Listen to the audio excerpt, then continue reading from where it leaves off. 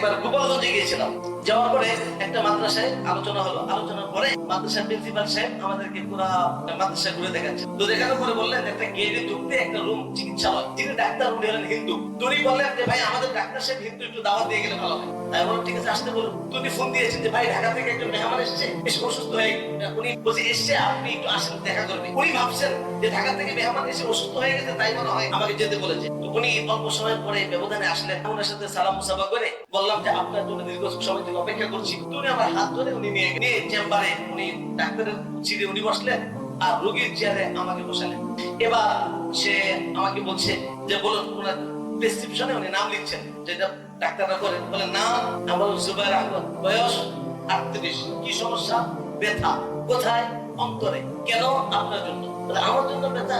না, এত কথা সে লিখতেছিল, খেয়াল করে যে আপনার জন্য ব্যথা তাকিয়েছি কি আমরা, হ্যাঁ আপনার জন্য আমার ব্যথা, এটাই আমার কষ্ট, এটাই আমার রোগ। বলে এটা বুঝলাম না। আমরা দেখুন, আমি এই প্রতিষ্ঠানে এসে জানতে পারলাম আপনি অনেক ভালো একজন মানুষ, অনেক সুন্দর ভালো একজন চিকিৎসক। আপনি এতগুলি উলামায়ে কেরামের চিকিৎসা দিয়ে থাকেন, কিন্তু আপনি এত ভালো থাকার পরেও আপনি যদি এই অবস্থায় মারা যান তাহলে আপনি চিরস্থায়ী জাহান্নামে যাবেন, যা শুধু আছে আর শেষ নেই। কিন্তু আপনি জাহান্নামে যাবেন, এত ভালো মানুষ, এটাই আমার কষ্ট হচ্ছে, এটা আমার ব্যথা রাখতেছে, এটাই আমার অন্তরে ব্যথা। এটা আমাদের দায়িত্ব ছিল যে আমরা অমুসলিমদেরকে দাওয়াত দিব। এটা আমাদের মিশন ছিল, এটা আমাদের ভীষণ ছিল। এই দাওয়াতি কাজ আমি আপনি ভুলে যাওয়ার কারণে আমরা মাদ্রুতে পরিণত হয়েছি। আজকে আমাদেরকে দাওয়াত দেওয়া হচ্ছে, আজকে আমাদের মুসলমানদেরকে দাওয়াত দিয়ে কাদিয়ানি বানানো হচ্ছে, বাহাই বানানো হচ্ছে, আমাদেরকে দাওয়াত দিয়ে খ্রিস্টান বানানো হচ্ছে। ইসাই মুসলমান নামে ইসলামী কালচার, ইসলামী পরিভাষা ব্যবহার করে মুসলমানদেরকে ধোঁকা দিয়ে খ্রিস্টান বানাচ্ছে। আর আমি কেমন মানুষ, কেমন মানবতা আমার, একসাথে লেখাপড়া করি, একসাথে উঠা বসা করি, সে ভাইটা চিরকাল জাহান্নামে চলে যাবে। হিন্দু বাড়িতে আগুন জ্বললে আমরা দৌড়ে গিয়ে আগুন নিভাতে যাই, আমাদের বাড়িতে আগুন জ্বললে তারা দৌড়ে নিভাতে আসে। এই মুসলমান বাড়িতে আগুন জ্বললে তারা নিভাইতে আসে। এই আগুন দিয়ে যদি ত্বক পড়ে যায়, ঔষধ দিয়ে ত্বক ফিরিয়ে আনা সম্ভব। বাড়িঘর পড়ে গেলে টাকা পয়সা দিয়ে উত্তম বাড়িঘর বানানো সম্ভব। কিন্তু এই লোকটা যদি মারা যায়, কোথায় যাবে? কত বছর চলবে? খালিদিনা ফিহা আবাদা, চিরকাল জাহান্নামে যাবে। কেমন মানবতা আমার, কেমন মানুষ আমি! আমাদের ভাই চিরকাল জাহান্নামে চলে গেল, আমি একটা বার তাকে বললাম না। আমার দায়িত্ব তাকে বলা, হেদায়েতের কথা বলা, এটা বলবো তো ইনশাআল্লাহ। আসসালামু আলাইকুম ওয়া রাহমাতুল্লাহি ওয়া বারাকাতুহু। আলহামদুলিল্লাহি ওয়া কাফা ওয়া সালামুন আলা ইবাদিহি আল্লাযীনা ইসতাফা, আম্মা বা'দ। فأعوذ بالله من الشيطان الرجيم. بسم الله الرحمن الرحيم. قل هذه سبيلي أدعو إلى الله على بصيرة أنا ومن اتبعني. صدق الله العظيم. الله سبحانه تبارك وتعالى لك كل شكريا. الله سبحانه تبارك وتعالى আমাদেরকে আজকের এই ইসলামী কনফারেন্সে আসার তৌফিক দান করেছেন। এই জন্য আমরা সকলেই আল্লাহকে রাজি করার জন্য, আল্লাহকে খুশি করার জন্য মন থেকে তার শুকরিয়া আদায় করি। আলহামদুলিল্লাহ। ভাই, এই মুহূর্তে আমাদেরকে কে দেখতেছেন? আমাদের এই কথাগুলি কে শুনতেছেন? আমরা এই কথাগুলি বলবো কাকে খুশি করার জন্য? আমরা শুনবো কাকে রাজি করার জন্য? আল্লাহ তাআলা আমাদের উপর রাজি হয়ে যান, আল্লাহ তাআলা আমাদের উপর খুশি হয়ে যান। সম্মানিত উপস্থিতি, আজকের বিষয়বস্তু হলো আদর্শ সমাজ গঠনে ইসলাম। আমি আদর্শ সমাজ গঠনে ইসলামের অনেকগুলি দিক আছে, এর মধ্যে একটি দিক হলো দাওয়াত। আমি এই বিষয়ে আমার কিছু সবক আপনাদের কাছে শোনাবো। মুরব্বীগণ হুকুম করেছেন, তাদের নির্দেশ পালনার্থে আমি আপনাদের সামনে কিছু সময় সবক শোনাবো।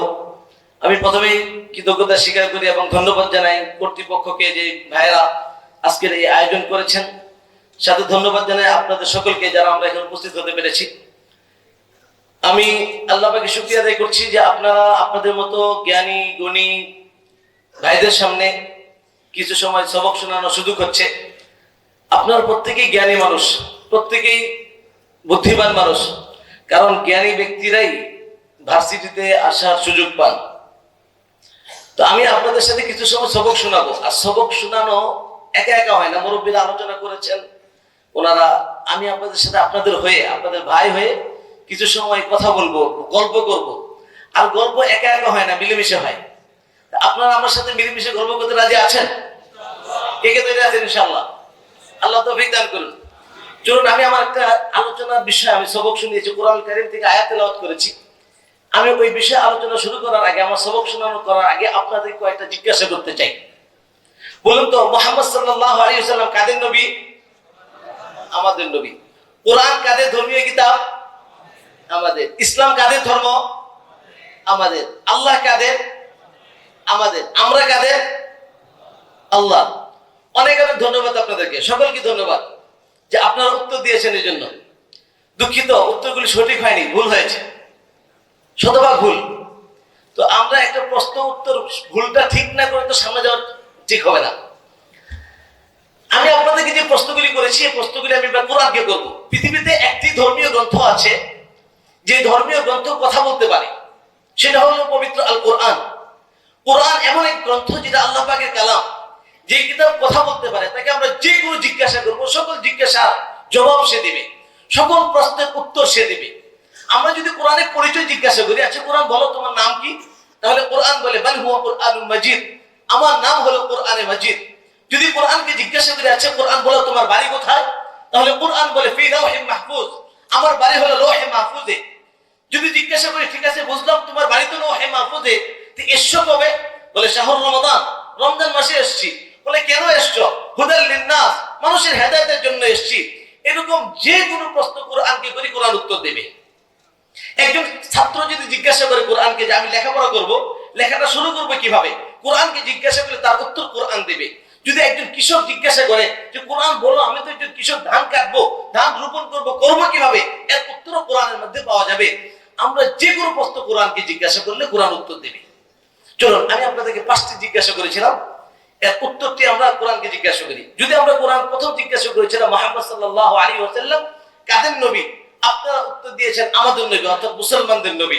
যদি আমরা কোরআনকে জিজ্ঞাসা করি, আচ্ছা কোরআন বলো মুহাম্মদ সাল্লাল্লাহু আলাইহি ওয়াসাল্লাম কাদের নবী, তাহলে কোরআন তার তৌহিদ ভাষায় বলে কুল ইয়া আইয়ুহান নাস ইন্নী রাসূলুল্লাহি ইলাইকুম জামিআ, হে রাসূল সাল্লাল্লাহু আলাইহি ওয়াসাল্লাম, আপনি মানুষকে বলুন আমি তোমাদের সকল মানুষের জন্য নবী।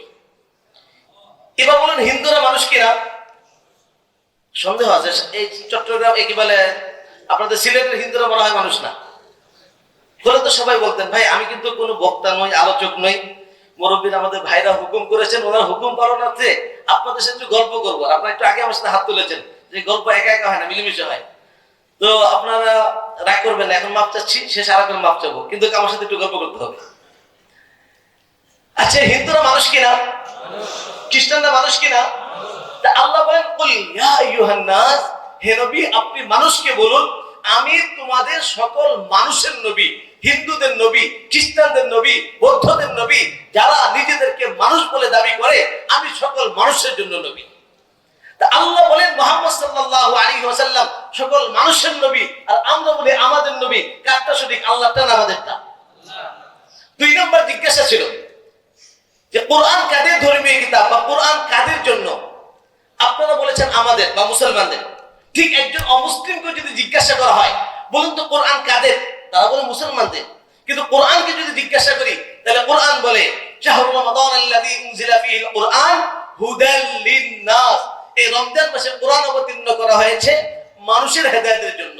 হুদাল হেদায়েত, লি জন্য, নাস মানুষ। এবার বলুন অমুসলিমরা মানুষ কিনা? তা আল্লাহ বলেন সকল মানুষের জন্য, আর আমরা বলি আমাদের জন্য। কারটা সঠিক, আল্লাহটা না আমাদেরটা? 3 নম্বর জিজ্ঞাসা ছিল ইসলাম কাদের ধর্ম, আপনারা উত্তর দিয়েছেন ইসলাম আমাদের ধর্ম, মুসলমানদের।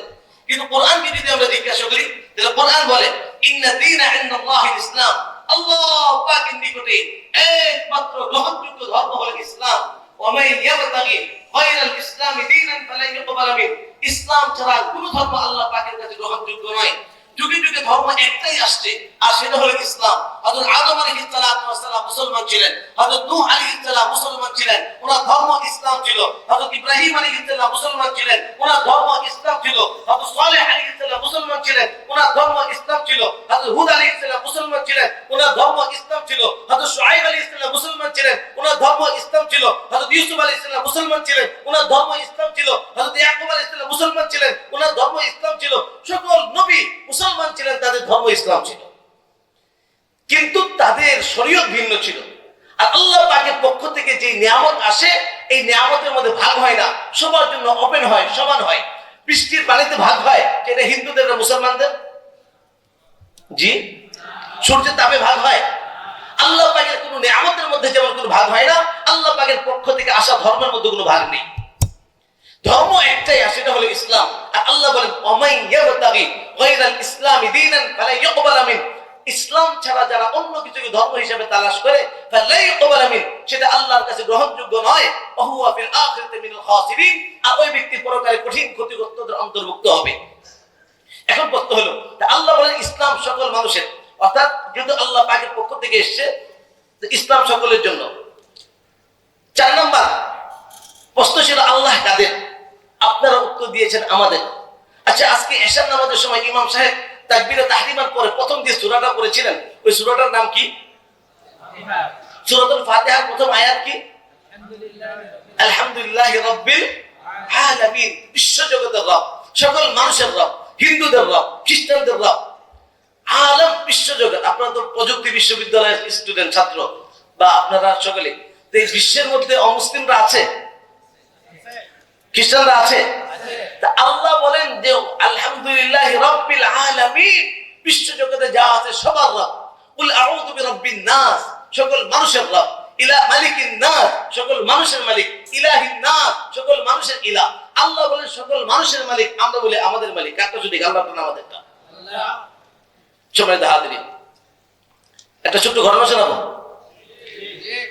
আমরা একবার গোপালগঞ্জে গিয়েছিলাম।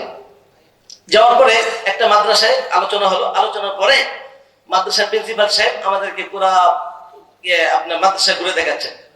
তো দেখানোর পরে বললেন একটা গেটে ঢুকতে একটা রুম চিকিৎসালয়, যিনি ডাক্তার উনি হলেন হিন্দু। তো উনি বললেন যে ভাই আমাদের ডাক্তার সাহেব হিন্দু, একটু দাওয়াত দিয়ে গেলে ভালো হয়। তাই বললাম ঠিক আছে, আসতে বলুন। তো উনি ফোন দিয়েছেন যে ভাই ঢাকা থেকে একজন মেহমান এসছে, এসে অসুস্থ হয়ে, উনি বলছে এসছে, আপনি একটু আসেন, দেখা করবে।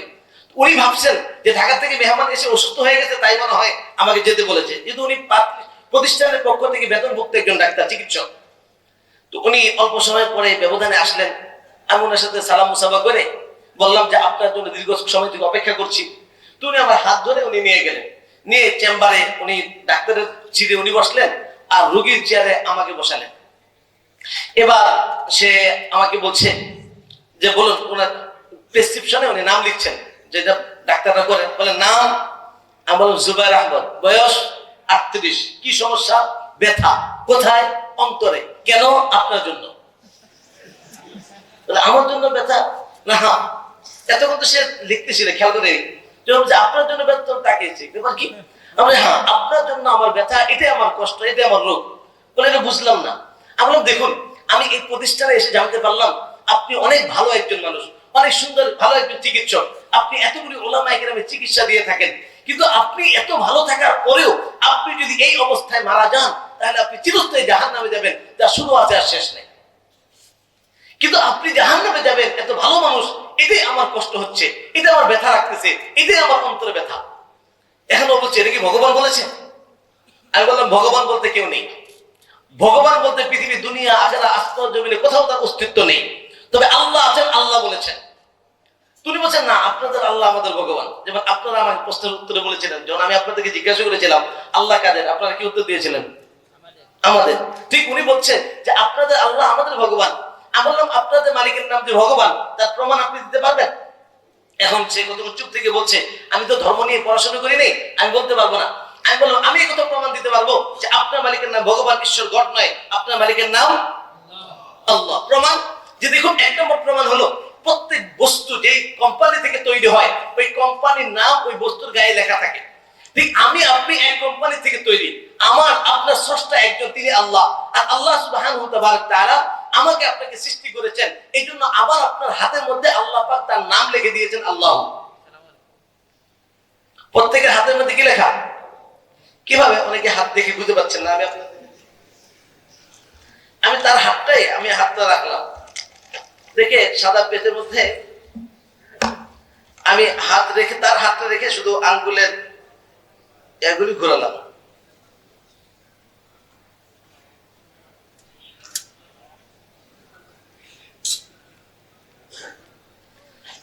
আমি যখন তাকে বললাম যে আপনার মালিকের নাম ভগবান ঈশ্বর গদ না আল্লাহ, তার প্রমাণ হলো আপনার হাতের মধ্যে আল্লাহ লেখা।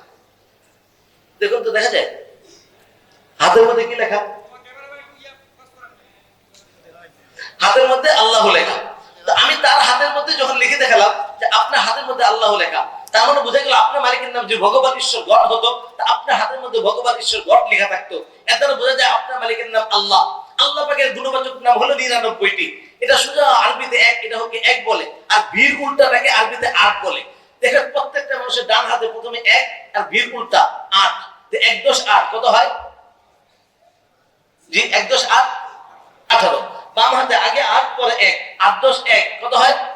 81। 81 আর 18 যোগ দিলে যোগফল কত হয়? আল্লাহ পাকের গুণবাচক নাম কয়টি? আমি বললাম দেখুন আপনার চেহারার মধ্যে আল্লাহ লেখা। বলে কিভাবে? যে প্রত্যেকটা এক একটা প্রতিষ্ঠান একটা লোগো থাকে, ঠিক আল্লাহ সুবহানাহু ওয়া তাআলা তার লোগোটা সব বোঝা যায় না, একটা এর ভিতরে অনেক কিছু থাকে। তো আপনার চেহারার মধ্যে আল্লাহ লিখলে যে আকৃতি হয়, এই আকৃতি আপনার চেহারার মধ্যে আছে। যেমন দুইটা লাম মিলে গেছে, আলিফ লাম লাম আর ঘুরে দিলে হা, কি হলো? আল্লাহ। দূর থেকে আপনি মানুষের কানের ভিতরে রেখাগুলি খেয়াল করবেন, দূর থেকে খেয়াল করলে দেখবেন যে আল্লাহ লেখা, আলিফ লাম লাম এই ঘুরে হলে হা। আমি যখন তাকে এভাবে দাওয়াত দিলাম, দেখ আমি এটা আরো লম্বা কথা, আমি সেই প্যাকেটে বলতে যাচ্ছি না। তো এইটা বোঝানোর উদ্দেশ্য হলো যে আজকে সর্বশেষ সে অনেক কথা বলেছে, যে আজকে সেও এই কথা বলছে যে আল্লাহ আপনাদের, একজন অমুসলিম বলছে আল্লাহ আপনাদের। আসলে আল্লাহ কার? 5 নম্বর প্রশ্ন ছিল যে আমাদের সময় কম, আমি আমার আরেকটা গুরুত্বপূর্ণ বিষয় রয়ে গেছে আপনাদের সবক শোনানো। 5 নম্বরের বিষয় হলো আমরা কাদের। আপনারা কি উত্তর দিয়েছিলেন? আল্লাহ। চলুন কোরআনকে জিজ্ঞাসা করি কোরআন কি বলে। যদি কোরআনকে জিজ্ঞাসা করি আচ্ছা কোরআন বলে আমরা মুসলমানরা কাদের জন্য, তাহলে কোরআন বলে কুনতুম খায়রা উম্মাতিন উখরিজাত লিন-নাস তা'মুরুনা বিল মা'রুফ ওয়া তানহাউনা 'আনিল মুনকার। কুনতুম তোমরা মুসলমানরা, খায়রা উম্মাতিন তোমরা হলে শ্রেষ্ঠ জাতি, উখরিজাত আই খুলিকাত তোমাদেরকে সৃষ্টি করা হয়েছে, লি জন্য, নাস মানুষের জন্য। চাই মানুষটা হিন্দু হোক, খ্রিস্টান হোক, বৌদ্ধ হোক, সকল মানুষের জন্য তোমাকে বের করা হয়েছে। কি করবে? তা'মুরুনা বিল মা'রুফ, এই তা'মুরুনা বিত তাওহীদ, তোমরা একত্ববাদের দাওয়াত দিবে, আল্লাহ বলে বান্দাদেরকে আল্লাহর সাথে জুড়িয়ে দিবে। তানহাউনা আনিল মুনকার, এই তানহাউনা আনিশ শিরক, মানুষকে শিরক থেকে বাধা প্রদান করবে। তো আল্লাহ পাক আমাদেরকে পাঠিয়েছেন দাওয়াতের জন্য। হ্যাঁ, আমাদের প্রত্যেকটা কাজ হবে আল্লাহ সন্তুষ্টির জন্য। আমি লেখাপড়া করব শুধু আল্লাহর জন্য, আমি দিনই কাজ করব আল্লাহর জন্য, ঘুমাবো আল্লাহর জন্য, যা কিছু করব কাকে সন্তুষ্টি করার জন্য। আর আমাকে আল্লাহ পাঠিয়েছেন কুনতুম খায়রা উম্মাতিন উখরিজাত লিন-নাস, সকল মানুষের জন্য। তাহলে এবার আমি আবার প্রশ্নটা করি, আপনারা সঠিক উত্তরটা দেবেন। বলুন, মুহাম্মদ সাল্লাল্লাহু আলাইহি ওয়াসাল্লাম কাদের নবী? কোরআন কাদের? নবী কাদের? ইসলাম কাদের? আমরা কাদের? এখন আমরা যে সবার জন্য কি করবো? তা'মুরুনা বিল মা'রুফ ওয়া তানহাউনা আনিল মুনকার, তাদেরকে সৎ কাজে আদেশ করবো, অসৎ কাজে নিষেধ করবে। অমুসলিম নামের মানুষগুলিকে আমরা দাওয়াত দিব। এখন প্রশ্ন হলো আমরা কি তাদেরকে দাওয়াত দিচ্ছি? আরেকটা প্রশ্ন, বলুন তো অমুসলিম থেকে দাওয়াত দেওয়া কি ওয়ালা কাজ? আমি একমত নয় শতভাগ। অমুসলিম থেকে দাওয়াত দেওয়া আম্বিয়া ওয়ালা কাজ। কি ওয়ালা কাজ? আল উলামা ওয়ারাসাতুন নাবিয়্যিন ওয়ারাসাতুল আম্বিয়া, আম্বিয়া নবীদের বহুবচন, সকল নবীদের ওয়ারিস। সব নবী যেই কাজ আমাদের সেই কাজ। সব নবীর কাজটা কি ছিল? দাওয়াত। কাদেরকে দাওয়াত? হযরত নূহ আলাইহিস সালাম যাদেরকে দাওয়াত দিয়েছিলেন তারা মুসলিম ছিল না অমুসলিম ছিল? ইব্রাহিম আলাইহিস সালাম যাদেরকে দাওয়াত দিয়েছিলেন তারা মুসলিম ছিল না অমুসলিম ছিল? হযরত মূসা আলাইহিস সালাম ফেরাউনকে দাওয়াত দিয়েছিলেন, ফেরাউন মুসলিম ছিল না অমুসলিম ছিল? মুহাম্মদ সাল্লাল্লাহু আলাইহি ওয়াসাল্লাম আবু বকর এখনো রাদিয়াল্লাহু তাআলা হন নাই। ইসলাম কবুল করার আগে যখন শুধু আবু বকর ছিলেন তখন তিনি মুসলমান ছিলেন, নবীর দাওয়াত পেয়ে মুসলমান হয়েছেন। ওমর ফারুক এখনো ফারুক হন নাই, শুধু ওমর ইবনে খাত্তাব তরবারি নিয়ে আসছে নবীকে হত্যা করার জন্য, তখন তিনি মুসলমান ছিলেন না মুসলমান? নবীর দাওয়াতটা পৌঁছে কি অবস্থায়? উনি যখন অমুসলিম ছিলেন তখন ওনার কাছে দাওয়াত পৌঁছেছে। তো নবীর দাওয়াতটা ছিল অমুসলিমদের কাছে। সবাই দাওয়াত। এখন এটা তো আমাদের কাজ ছিল, মিশন ছিল, আল্লাহ আমাদের কাজের জন্য পাঠিয়েছেন। আমরা কি সেটা করছি? আরেকটা জিজ্ঞাসা, বলুন তো নবীজির পথ কোনটা? যার মনে যেটা আছে সেটা বলুন, কোনো সমস্যা নেই, আমরা তো গর্ব করছি, কোনো সমস্যা নেই। আর কোরআন আমাদেরকে উত্তর দেবে। আমি আগে বলেছি ভাই, আমি বক্তা না, আমি আলোচক না, আমি পারি না, মূর্খ মানুষ। মুরব্বীরা হুকুম করেছেন তো একটু গর্ব করবো। গর্ব এটা হয় না, মিলেমিশে হয়। বলুন নবীজির পথ কোনটা?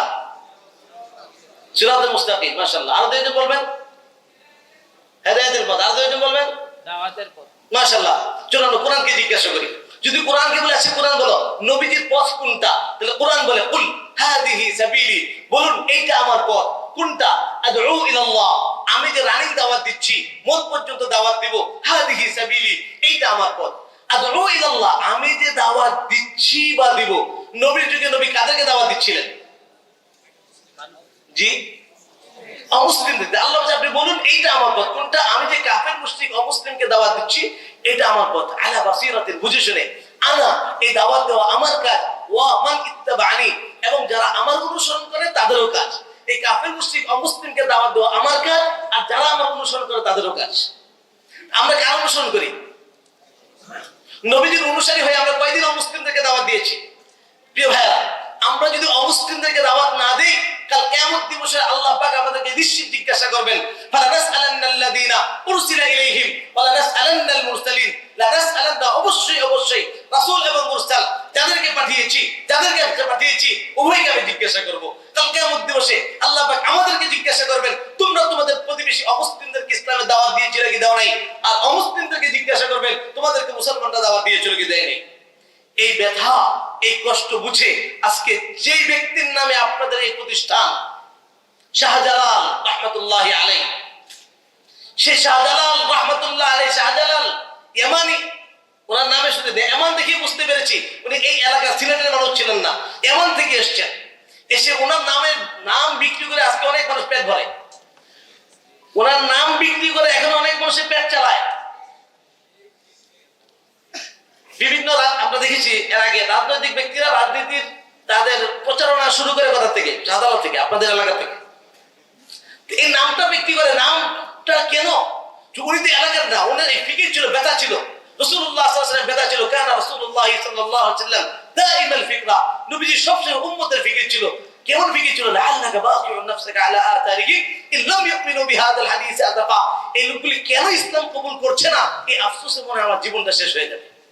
ওনারা আজকে এই ইসলামের জন্য তারা পুরো দেশ ত্যাগ করে এসেছেন। সাহাবায়ে কেরাম বিভিন্ন দেশে তারা ছড়িয়ে পড়েছেন ইসলামের দাওয়াত পৌঁছানোর জন্য। যাদের কাছে ইসলাম ছিল না তাদের কাছে সে আমানত আমাদের কাছে রেখে গেছেন শাহজালাল ইয়ামানি রাহমাতুল্লাহ আলাইহি, সেটাকে আমরা তাদের কাছে পৌঁছিয়েছি। সম্মানিত হাজরিন, এটা আমাদের দায়িত্ব ছিল যে আমরা অমুসলিমদেরকে দাওয়াত দেব। এটা আমাদের মিশন ছিল, এটা আমাদের ভিশন ছিল। এই দাওয়াতি কাজ আমি আপনি ভুলে যাওয়ার কারণে আমরা মাদউতে পরিণত হয়েছি। আজকে আমাদেরকে দাওয়াত দেওয়া হচ্ছে, আজকে আমাদের মুসলমানদেরকে দাওয়াত দিয়ে কাদিয়ানি বানানো হচ্ছে, বাহাই বানানো হচ্ছে, আমাদেরকে দাওয়াত দিয়ে খ্রিস্টান বানানো হচ্ছে। ইসাই মুসলমান নামে ইসলামী কালচার, ইসলামী পরিভাষা ব্যবহার করে মুসলমানদেরকে ধোঁকা দিয়ে খ্রিস্টান বানাচ্ছে। আজকে পুরো বাংলাদেশে অনেক মুসলমান খ্রিস্টান। আমরা কিছুদিন আগে গিয়েছিলাম কুড়িগ্রাম জেলা, ফুলবাড়ি থানা, আনন্দবাজার এলাকা, চরগড় মন্ডল গ্রাম। একটা গ্রামে 4টা গির্জা, এর মধ্যে একটা গির্জার প্রধান আসগর আলী 7 বছর মসজিদে ইমাম ছিল। ইমামতি করার পর সে খ্রিস্টান হয়ে গেছে। আজ পর্যন্ত খ্রিস্টান, তার বিরুদ্ধে গির্জা আছে, সে এখন পর্যন্ত খ্রিস্ট ধর্ম প্রচার করতেছে।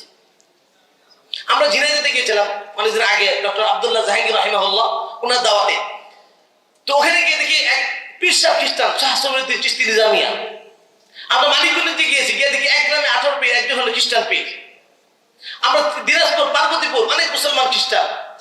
আমরা এতে গিয়েছিলাম আপনার লালমনিরহাট জেলা, আদিতপুর থানা, গুপ্তা ইউনিয়ন, দুর্গাপুর গ্রাম। ওখানে গিয়ে দেখি এক মসজিদের খতিব সাহেব খ্রিস্টান। বিপদে বসে বলে ঈসা আলাইহিস সালাম তো আসবেন, আজকে তো মানতে হবে, যাকে মানতে হবে। তো পরে এখন থেকে মানা শুরু করি। আসমানের উপর নবী উত্তম না মাটির নিচে নবী উত্তম? জিন্দা নবী উত্তম না মুর্দা নবী উত্তম? এ ধরনের বিভ্রান্তমূলক কথা বলে তারা মানুষকে খ্রিস্টান বানায়। এরা মুসলমানদেরকে যে খ্রিস্টান বানায়, ইসলামী পরিভাষা ব্যবহার করে, ইসলামী না। আমি এই তথ্যগুলি এই জন্য দিচ্ছি যাতে আমরা সতর্ক হয়ে যেতে পারি। কারণ আমাদের ইসলামী সমাজ গড়ার জন্য যারা আমাদের ইসলাম থেকে বের করতে চাচ্ছে, ওই তথ্যগুলি আমাদের জানা দরকার, ওই সতর্কতা আমাদের থাকা দরকার। দেখুন আমি একটা বই দেখাচ্ছি তাদের তরিকুল জান্নাতিল মুজনিবিন, গুনাহগারদের জন্য বেহেশতে যাওয়ার পথ।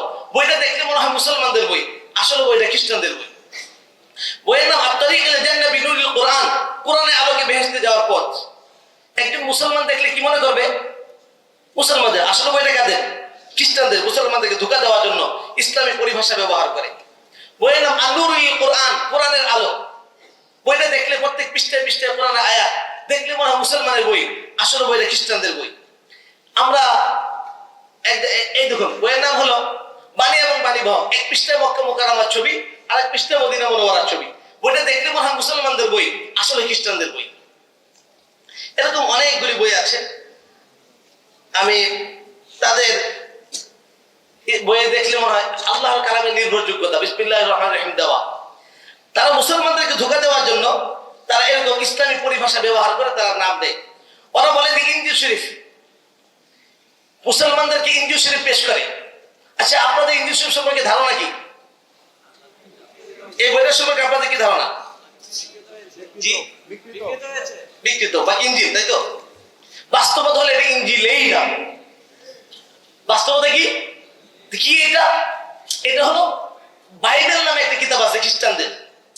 এই বাইবেলের দুইটা অংশ আপনারা সকলে জানেন, নিউ টেস্টামেন্ট, ওল্ড টেস্টামেন্ট। এই নতুন নিয়মটার উপরে শুধু মুসলমানদেরকে ধোঁকা দেওয়ার জন্য নাম দিয়েছে ইনজিল শরীফ, আর কোনো কিছুই না। এবং মুসলমানদেরকে ধোঁকা, বাইবেল নামে কোনো কিতাব আল্লাহ কোনো নবীর উপর পাঠান নাই, ইনজিল শরীফ পাঠিয়েছেন, আর সেটা এখন নেই। এটা হলো বাইবেল, বাইবেলের অংশ। এই বাইবেলটাই মুসলমানদেরকে ধোঁকা দেওয়ার জন্য নাম দিয়েছে কিতাবুল মুকাদ্দাস। এটা বাইবেল, এটা লেখা আছে translation of the Holi Bible. এটা বাইবেলের একটা অনুবাদ। তো মুসলমানরা বাইবেল বললে নিবে না, কিন্তু কিতাবুল মুকাদ্দাস বললে নিবে। আমি নিজে দেখেছি, ঝিনাইদহে গিয়েছিলাম, গিয়ে দেখি মসজিদের মধ্যে তিনটি কিতাব, কিতাবুল মুকাদ্দাস, ফাদাইল এবং মুনতাকুল হাদিস, মেহরাবের মধ্যে। জিজ্ঞেস করলাম এই কিতাব কোথা থেকে আসলো? বলে একজন দিয়ে গেছে তালিম করানোর জন্য, আসমানি কিতাব, এই জন্য। ইমামদের জন্য কিতাবুল মুকাদ্দাসের প্রশিক্ষণ। আমরা গিয়েছিলাম দিনাজপুরে এক প্রোগ্রামে, তো এই বিষয়ে আলোচনা করার পরে হুজুর আমাকে তো একজন কিতাব দিয়ে গেছে, কিতাবুল মুকাদ্দাস প্রশিক্ষণ বই দিয়ে গেছে, আমাদের নিয়ে আসো। ওরা আবার এখন সর্বশেষ করেছে কি, আরেকটা ইনজিল বের করেছে, বাটপারি। এই বইটা দেখে মনে কোরআন শরীফ, আসলে ইনজিল শরীফ, তার বলে ইনজিল শরীফ, এটা বাটপারি। আমি ছোট্ট একটা, আমার সময় মনে হয় শেষে দিয়ে আপনি বলে দেবেন কতক্ষণ সময়? আমাদের খুব খারাপ লাগছে, তাই না?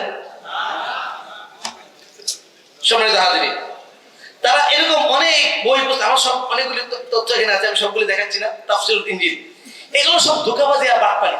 ধোঁকাবাজি, এরা যে ধোঁকাবাজি বাটপারি করে, একটা ছোট্ট ঘটনা শুনে আপনাদেরকে। আমরা একবার গিয়েছিলাম দিনাজপুর জেলা, আপনাদের সিলোটি ভাষায় তারা ইনজিল লিখেছে। সিলোটি ভাষায় তারা কি করেছে? ইনজিল লিখেছে। ওরা কোরআন অপব্যাখ্যা করে। এই দেখুন, এখানে কেউ হাফেজ আছেন? আশা করি মনে হয় নাই। ও আচ্ছা, একজন পাওয়া গেছে, দেখ। আচ্ছা দেখুন, তারা সূরা দিয়ে, সূরাতুল হায়াত, নাম শুনেন এগুলো দিয়ে, সূরাতুল কিতাব, সূরাতুল আফফার, সূরাতুল আরাফ, সূরাতুল দুআ, সূরাতুল মুসলিমুন, সূরাতুল ঈমান, সূরাতুল নবী, সূরাতুল তাসাজ্জুদ, সূরাতুল ওয়াসায়া, সূরাতুল মুসলিমুন একটু করে শোনাই। আউযু বিল্লাহি বিসমিল্লাহ কিছু নাই, কিন্তু সূরাতুল মুসলিমুন, আলিফ লাম সাদ মিম, কুল ইয়া আইয়ুহাল মুসলিমুন ইন্নাকুম লাফি দালালিন বাঈদ। বলুন হে মুসলমানগণ, তোমরা সুস্পষ্ট গুমরাহির মধ্যে আছো। বলে নাউযুবিল্লাহ। আমরা গিয়েছিলাম দিনাজপুর জেলা পার্বতীপুর থানা মুন্সিপাড়া গ্রাম। ওদের এই বাটপাড়িগুলির একটা নমুনা হিসেবে একটা ঘটনা শোনাচ্ছি আপনাদেরকে। দিনাজপুর জেলা পার্বতীপুর থানা মুন্সিপাড়া গ্রাম, ওখানে গিয়ে দেখি মসজিদের সামনের লোকটা খ্রিস্টান, একজন লোক আছে সাজু, সাখাওয়াতের সাজু। সে মুসলিম তাবলীগের সাথে তাবলীগে যান, তখন সে বলে আমার কিছু প্রশ্ন আছে, যদি উত্তর দিতে পারেন তাহলে আমি ফিরে আসবো। বলে কি প্রশ্ন? বলে আমাদেরকে তাওরাত ইনজিল প্রতিষ্ঠা করতে হবে, এই জন্য আমি তাওরাত ইনজিল মানি। যদি বলে এটা বাতিল হয়ে গেছে, মানসুখ হয়ে গেছে, বলে এটা তো আল্লাহ কালাম, আল্লাহ বলেছেন লা তাবদীলা লিকালিমাতিল্লাহ ওয়া লা মুবাদদিলা লিকালিমাতি। আল্লাহ বলেছেন আল্লাহ কালামকে পরিবর্তন করতে পারবেন না, আপনি বলেছেন পরিবর্তন হয়ে গেছে, কারটা বলবো আল্লাহ না আপনারটা। বলে নাউযুবিল্লাহ। বলে এই কোরআন তো আমাদের জন্য না, কেন? আল্লাহ বলেছেন কাযালিকা ওয়াহিনা ইলাইকা কুরআন আরাবিয়্যান লিতুনযিরা উম্মাল কুরআন ওয়া হাওলাহা। আরবি ভাষা আরবদের জন্য, মক্কা এবং তার আশপাশের লোকের জন্য। যেহেতু আমরা আরব না, আমাদের ভাষা আরবি না, আমাদের এই কোরআন আমাদের জন্য না। বলে নাউযুবিল্লাহ। এগুলো সবগুলো উত্তর আছে, আমাদের সময় কম, আমাদের কিছু বই আছে খ্রিস্টানদের প্রশ্ন, মুসলমানদের উত্তর, আমাদের গাড়িতে আছে, কারণ লাগলে আপনারা নিয়ে নেবেন। পুরো বই দাওয়াতের পদ্ধতির উপর আর কিছু বই আছে। তো আমরা যেহেতু আমাদের সময় কম, খুব সংক্ষেপে বলছি। তো যখন তাবলীগের সাথীরা যান উত্তর দিতে পারে না, তখন ভিডিও করে গ্রামে গ্রামে গিয়ে বলে, দেখেছো ঢাকা থেকে হুজুর এসে আমার সাথে পারেনি, ঢাকা থেকে কুরমার্কার কোন হুজুর গিয়েছে তো পাবলিক জানে না। তো আমাদের কাছে কাকড়া থেকে খবর আসছে, কাকড়া থেকে আমাদেরকে জানানো হয় যে আপনারা উলামাদের জামাত দিয়েছে। আমাদের ঢাকা ইসলামী দাওয়া ইনস্টিটিউট একটা প্রতিষ্ঠান আছে, যেখানে আলেমরা যারা তুলনামূলক ধর্মতত্ত্বের উপর পড়াশোনা করেন, আমরা প্র্যাকটিক্যাল দাওয়াতে কাজ করি। তো আমরা তাদেরকে নিয়ে ওইখানে জামাতে নিয়ে গেলাম। তো প্রথম দিন তারা এসে বলছে, হুজুর আমরা ওই লোক সাথে কথা বললাম যে কেন খ্রিস্টান হলেন, এই সমস্ত প্রশ্ন বলছে। বলে ইঞ্জিল শরীফ মানে কোন ইঞ্জিল? বলে এই ইঞ্জিল। আমি বললাম এই ইঞ্জিল তো আল্লাহ কালাম, এটা বাটপারি আর ধোঁকাবাজি। বলে কিভাবে? আমরা দেখুন এই লোগো, এই লোগোটা কাদের? খ্রিস্টানদের ধর্মীয় লোগো হলো ক্রস, আর এটা কাদের লোগো? বইটা কাদের? ক্রস টাকা দরকার, মুসলমানদের লোগো কেন? মুসলমানদেরকে ধোঁকা দেওয়ার জন্য। খ্রিস্টানদের বাইবেলে কোথাও ইঞ্জিল শরীফ শব্দটা নাই, এই ইঞ্জিল শরীফটা আসলো কোত্থেকে? মুসলমানরা ইঞ্জিল বিশ্বাস করে, তাই এই ইঞ্জিল শরীফটা আপনি নিয়ে আসছেন, ধোঁকাবাজি বাটপারি। এরা অনেকগুলি বলে দ্বিতীয় সংস্করণ, আল্লাহর কালামে সংস্করণ হয় না, যে কিতাবে সংস্করণ হয় সেটা আল্লাহ কালাম হয় না। আমি তাকে বললাম, সত্যি করে বলেন ঈসা মসির জীবনে আল্লাহ কালাম হইতে পারে? বলে না। আগে তার কাছে স্বীকার করে এলাম। বলে না, আপনার কোনো কথা অনুযায়ী আল্লাহ কালাম না, কেন লেখা আছে ঈসা মসির জীবনী, আর আপনি এটাকে বলছেন ঈসা মসির জীবনী কি নাই? আল্লাহ কালাম না। আমি তাকে বললাম, একটা সত্যি করে বলেন আপনি কি প্রভুকে মানেন? মানি। এই কিতাব মানেন? মানি। আমার এই কিতাব যদি আপনি মানেন, এই কিতাব অনুযায়ী আমি হলাম প্রভু। বলে কিভাবে? আমি বললাম দেখুন এখানে লেখা আছে হযরত শব্দটির অর্থ প্রভু, আর হযরত মানে কি? ওরা বলছে প্রভু, আর আমার নামের শুরুতে লেখা হয় হযরত মাওলানা মুফতি জুবায়ের আহমদ। তা আগে আমি হযরত করে অন্যগুলি, ওগুলি বা আগে কি? আর হযরত মানে কি? প্রভু। আমি হলাম প্রভু, আর আমি প্রভু হয়ে বলতেছি আপনার কিতাব বাতিল, আপনার ধর্ম বাতিল। আমি তাকে বললাম দেখুন আপনারা চুরি করছেন, চুরি করতে ভুল করেছেন। চুরি করেছেন, চুরি করতে কি করেছেন? এখানে লিখেছে প্রথম সিবারা মতি, বাইবেলে আছে শুধু মতি, বা কোথাও আছে মতিরই কিন্তু সুসমাচার, আর এখানে আছে প্রথম সিবারা মতি। প্রথম সিবারাটা কোথা থেকে আসলো? সিবারা কাকে বলে? কুরআন শরীফের 30তম পারাকে সিবারা বলে, ফার্সি শব্দ। সি মানে হলো 30 পারা মানে অংশ। তো 30 শুরুতে আসে না শেষে আসে? প্রথমে আর শুরুতে আসলো কিভাবে? চুরি করছেন, চুরি করতে ভুল করেছেন। আমি বললাম দেখুন আপনি যদি এরপরও এই কিতাব মানতে চান, বাংলাদেশে থাকার অধিকার আপনার কিতাব আপনাকে দেয় না। কেন? এই কিতাবের মথির 15-24 এখানে আছে যিশু বলেন আমাকে কেবল বনি ইসরায়েলের হারানো ভেড়াদের কাছে পাঠানো হয়েছে। মথির 10-5 ওখানে যিশু বলেন তোমরা ইহুদি কারোর কাছে যাও না, শুধু বনি ইসরায়েলের কাছে যাও। এত বোঝা গেল ঈসা আলাইহিস সালাম শুধু বনি ইসরায়েলের নবী। কোরআনও এই কথা বলে ওয়াইজ ক্বালা ঈসা ইবনে মারইয়াম ইয়া বনি ইসরাঈল ইন্নী রাসূলুল্লাহ ইলাইকুম, হে বনি ইসরাঈল আমি শুধু তোমাদের নবী। তো কোরআনের বাইরে যারা প্রমাণিত হলো ঈসা আলাইহিস সালাম কাদের নবী? আমি বললাম বাংলাদেশে কেউ বনি ইসরায়েলের মানুষ থাকে না, বনি ইসরায়েলের মানুষ থাকে ফিলিস্তিন, ইসরায়েলে। তো এই কিতাব যদি আপনাকে মানতে হয় তাহলে হয় ফিলিস্তিন যেতে হবে, তাহলে ইসরায়েল যেতে হবে। বাংলার বুকে থাকার অধিকার আপনার কিতাব আপনাকে দেয় না। আমি তাকে বললাম আচ্ছা সাধু, এখন সে উত্তর দিতে পারতেছে না, আর পাবলিক বোঝাই আজকে উত্তর দে, অন্যদেরকে ফোন টোন দিয়ে যাই আজকে আসো ওটা ধরছে এক হুজুর। আমি বললাম আচ্ছা আপনি সত্য করে বলেন আসলে কি আপনি ঈসা মসিহকে বিশ্বাস করেন? বলে হ্যাঁ। আমি যদি ঈসা মসিহকে বিশ্বাস করেন তাহলে একটা পরীক্ষা দিতে হবে। কি পরীক্ষা? মার্কের 16 নম্বর অধ্যায় 17 নম্বর পদ, ওইখানে আছে যিশু বলেন আমার প্রতি যদি কারো বিশ্বাস থাকে তার মধ্যে চিহ্নগুলি দেখা যাবে। নাম্বার 1 তারা অন্ধত্ব ছাড়াবে, নাম্বার 2 তারা নতুন নতুন ভাষায় কথা বলবে, নাম্বার 3 তারা হাতে করে সাপ তুলে ধরবে, নাম্বার 4 তারা ভীষণ বিষাক্ত কিছু খাবে, কোনো ক্ষতি হবে না, নাম্বার 5 রোগীকে হাত দিলে রোগী ভালো হয়ে যাবে। আমি বললাম 1 নাম্বার মধ্যত্ব ছাড়া। মধ্যত্ব কি? এনে খ্রিস্টানদের মধ্যে মতানৈক্য আছে, যেহেতু মুখতালাফি মাসালা এই জন্য পরীক্ষাটা মাফ করে দিলাম। নাম্বার 2 আপনি নতুন নতুন ভাষায় কথা বলতে পারবেন, আপনিও বাঙালি আমিও বাঙালি, আমার আপনার জন্য আরবিটা নতুন ভাষা, আমার সাথে একটু আরবিতে কথা বলুন। হাবিব মাইবিল লুগা আরবিয়া। আমি 2 মিনিট আরবিতে বললাম, ও হাগরা তাকিয়ে আছে, মূর্খ মানুষ প্রত্যেকে বলবে। আমি বললাম 3 নাম্বার সাথে করে সাপ তুলে ধরুন। আমি বললাম আমি তো আপনার তো প্রস্তুত আছে, বই পুস্তক নিয়ে আসছেন, ভিডিও ক্যামেরা সব নিয়ে আসছে সে, আপনার তো প্রস্তুতি আছে, আমার তো প্রস্তুতি নেই। যদি প্রস্তুতি থাকতো বেদে লাগাতে বাইতেছি না, সাপের খেলা সাপুড়িয়ে এনে সাপ ছেড়ে দিয়ে বলতাম ধরুন, যেহেতু আনি নাই এই পরীক্ষাটা ফিসাবিলিল্লাহ মাফ। নাম্বার 4 ভীষণ বিষাক্ত কিছু খেলে কোনো ক্ষতি হবে না, আমাদের দেশে ভীষণ বিষাক্ত কিছু নেই, তবে পোকামাকড় মারার জন্য কীটনাশক বিষ পাওয়া যায় সারের দোকানে, এক বোতল বিষ আনি। 5 নাম্বার রোগীকে হাত দিলে রোগী ভালো হয়ে যাবে। তাই বললাম আপনি থাকতে ল্যাম্প হসপিটাল কেন? ওখানে খ্রিস্টানদের একটা হসপিটাল আছে, ল্যাম্প হসপিটাল। হসপিটালে ঢুকতে waiting room, breeding room, waiting রুমে অপেক্ষমান ব্যক্তিরা যারা রোগীদের জন্য সাথে আসে যারা অপেক্ষা করে তাদেরকে রিডিং রুমে নিয়ে আলাদা করে তাদেরকে বই পুস্তক ধরে ধরে কোরআনের অপব্যাখ্যা করে তাদেরকে খ্রিস্টান বানায়, খ্রিস্ট ধর্মের দাওয়াত দেয় দেশি বিদেশি মানুষজন। আমি বললাম আপনি থাকতে এখানে হসপিটাল কেন? আপনি থাকতে বাংলাদেশ সরকারের লক্ষ কোটি টাকা খরচ করে হসপিটাল বসাতে হবে কেন? চলুন আমার সাথে হাসপাতালে যাবেন, সব রোগীকে হাত দেবেন আর সব রোগী রিলিজ করে দেওয়া হবে। এখন বলে হুজুর আমাদের ঈমান পরিপূর্ণ হয় নাই। তাহলে ঈমান যদি পরিপূর্ণ না হয় অসম্পূর্ণ ঈমান আছে কিনা? তা তো অবশ্যই আছে। তাহলে আপনাকে আরেকটা পরীক্ষা দিতে হবে। বলে কি পরীক্ষা? খুলেন বাইবেল, মথির 17 নম্বর অধ্যায় 20 নম্বর পদ। ওখানে আছে যিশু বলেন, আমার প্রতি যদি কারো সরিষা দানা পরিমাণ বিশ্বাস থাকে তাহলে পাহাড়কে বলবে এখান থেকে সরে ওখানে যাওয়ার সঙ্গে সঙ্গে চলে যাবে। কি পরিমাণ ঈমান থাকলে? আমরা পাহাড় যেতে গাছ আছে, পাহাড় সরাতে তো পার্বত্য চট্টগ্রামে যেতে হবে, তো পাহাড়ের মধ্যে গাছ থাকে, ওই যে একটা গাছ দেখা যায়, গাছটাকে সরা। মোবাইল রেখে বলো মোবাইল রেখে সরা, তো পারে না। এখন বলছে হুজুর আমার বস আপনার প্রশ্নের উত্তর দিতে পারবে। বস হলো ফাদার শিবে, 2000 সালে নরওয়ে থেকে এসছে। ঠিক আছে চলুন ওনার সাথে কথা বলে পরের দিন মাগরিব পড়ে যাওয়া হয়। খুব কৌশলী দায়ী প্রচারক, বাংলা ভাষা জানে। তো উনি আসছেন, আমাকে যাইতেই আমাকে খুব স্বাগত জানিয়েছেন, অভ্যর্থনা জানিয়েছেন। আমাকে মুসাফা বহারা করে ওনার রুমে নিয়ে আমাকে সোফায় বসতে দিলেন। ওনার গায়ে ছিল একটা নীল কালারের গেঞ্জি আর লুঙ্গি।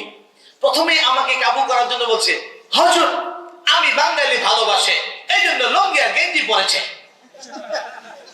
আমি বললাম আপনি কি করেন?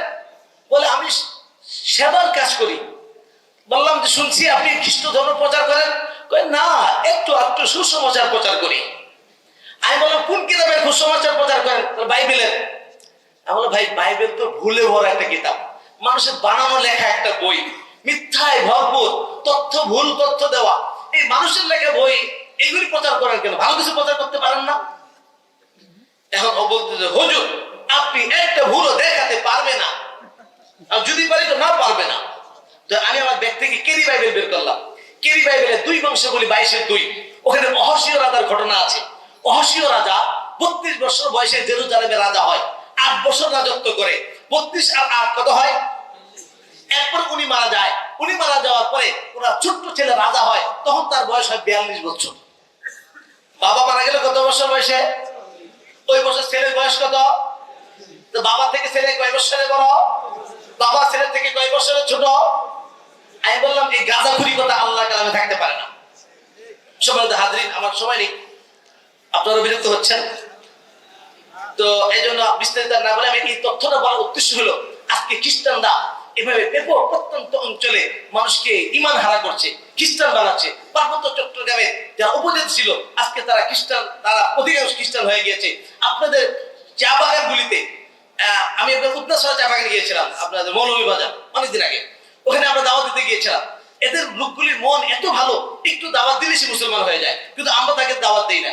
আমরা বাগানে আমাদের মুসলমানরা বাধা দিচ্ছে, শুধু যায় না, খ্রিস্টানরা দাওয়াত দিলে কোনো সমস্যা নেই। দেখুন বাংলাদেশের সংবিধানের 41-এর 1-এর কয়েক ধারা আছে, প্রত্যেক নাগরিক তার নিজ নিজ ধর্ম প্রচার করতে পারবে। আমি এই দেশের নাগরিক, আমার নাগরিক অধিকার আমার ধর্ম প্রচার করা। এই অধিকারটা খ্রিস্টানরা আদায় করতে পারছে, তারা করতে পারছে, কোনো সমস্যা নাই। আর আমরা আমাদের এই অধিকারটা আমরা আদায় করতে পারি নাই, পালনও করতে পারি না, আগে আমরা ভয় পাই। সম্মানিত হাজরিন, এই জন্য এটা আমাদের মিশন, আমাদের ভীষণ যে আল্লাহ পাক আমাদেরকে কাজ দিয়ে পাঠিয়েছেন, দাওয়াত দিয়ে। এই দাওয়াতি কাজ যদি আমি আপনি না করি আল্লাহর কাছে জিজ্ঞাসিত হব। এই জন্য আল্লাহকে রাজি খুশি করার জন্য আমি কেমন মানুষ, কেমন মানবতা আমার, একসাথে লেখাপড়া করি, একসাথে উঠা বসা করি, সে ভাইটা চিরকাল জাহান্নামে চলে যাবে। হিন্দু বাড়িতে আগুন জ্বললে আমরা দৌড়ে গিয়ে আগুন নিভাতে যাই, আমাদের বাড়িতে আগুন জ্বললে তারা দৌড়ে নিভাতে আসে। এই মুসলমান বাড়িতে আগুন জ্বললে তারা নিভাইতে আসে। এই আগুন দিয়ে যদি ত্বক পড়ে যায়, ঔষধ দিয়ে ত্বক ফিরিয়ে আনা সম্ভব। বাড়িঘর পড়ে গেলে টাকা পয়সা দিয়ে উত্তম বাড়িঘর বানানো সম্ভব, কিন্তু এই লোকটা যদি মারা যায় কোথায় যাবে? কত বছর চলবে? খালিদিনা ফিহা আবাদা, চিরকাল জাহান্নামে যাবে। কেমন মানবতা আমার, কেমন মানুষ আমি! আমার এক ভাই চিরকাল জাহান্নামে চলে গেল, আমি একটা বার তাকে বললাম না। আমার দায়িত্ব তাকে বলা, হেদায়েতের কথা বলা। যেন বলবো তো ইনশাআল্লাহ। ছোট্ট একটা ঘটনা বলে আমি শেষের দিকে চলে আসছি। বলবো ঘটনাটা? আমরা মালয়েশিয়াতে গিয়েছিলাম দাওয়াতি সফরে। তো আমাদের কেএল থেকে জোহরবারও যাবো, একটা সিঙ্গাপুরের বর্ডারে। তো আমরা গেট কল করলাম, গেট কল করলে যেমন আমাদের পাঠাও আবার তাদের গেট। তো দেখলাম যে 10 মিনিটের মধ্যে আমাদের গন্তব্যে পৌঁছাবে। তো সে আমাকে আধা ঘন্টার বেশি পুরো শহর ঘোরাচ্ছে। আমরা গিয়েই আমরা গাড়িতে বসে আমরা তাকে ইসলামের দাওয়াত দেওয়া শুরু করলাম। এখন সে এক পর্যায়ে বলতেছে, আমরা যখন ঘুরে দেখলাম যে আধা ঘন্টা পার হয়ে গিয়েছে, বললাম ভাই আপনি তো 10 মিনিটে পৌঁছানোর কথা, এতক্ষণ ঘোরাচ্ছেন কেন? তখন সে বললো যে আমি আপনাদের কথাগুলি খুব ভালো লাগছে। ঠিক আছে। এরপর সে আমাদেরকে নিয়ে প্রায় আমরা আল্লাহকে বললাম মনে মনে যে আল্লাহ আপনি এই ভাইটাকে হেদায়েত না দিয়ে আমাদেরকে নামায়েন না। আলহামদুলিল্লাহ প্রায় 1 ঘন্টার কাছাকাছি 55 মিনিটের মধ্যে কথা বলার পরে সে কালেমা পড়ে মুসলমান হয়। এরপর আমাদেরকে গাড়ি থেকে নামায়। তখন সে আমাকে একটা প্রশ্ন করছে, প্রশ্নটা আপনাদেরকে শোনাইতে চাই। সে বল, হুজুর আমি মারা গেলে জাহান্নামে যাব, এই অমুসলিম মারা গেলে জাহান্নামে যাবে, এই কথাটা কি আপনি একাই জানেন না অন্য মুসলমানরাও জানে? আমার অন্য মুসলমানরাও জানে। বলে আমার সাথে কত মুসলমানের পরিচয়, তো তারা এতদিন আমাকে এই কথাটা বলে নাই কেন? আমার কোনো উত্তর দিতে পারিনি। আমাদের আশপাশের লোকগুলো এই প্রশ্ন করবে।